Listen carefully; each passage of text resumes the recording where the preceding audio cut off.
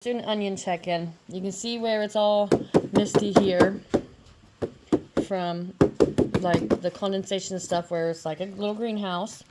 And again, these are the Walla Wallas done on the 18th. But check it out.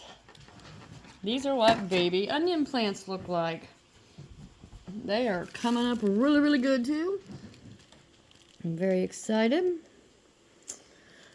I'm trying to determine what I'm actually going to do with these when I go to transplant them, because clearly they're still dinky little. But yeah, baby onions. The greenhouse containers work fantastically. And on another note, look how tall this cabbage got since I showed it to you the other day. It's ready to be starting to be transplanted, so I got to get my little individual pots out here and get them in there, because they're tall. They're growing good.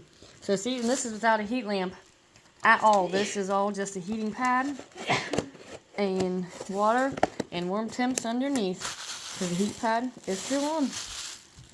So yeah, this is awesome.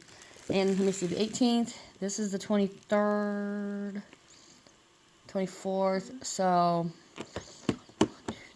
6 days. And we've got germination. So it didn't even take the full 7 to 14. So awesome. Very awesome. I'm excited.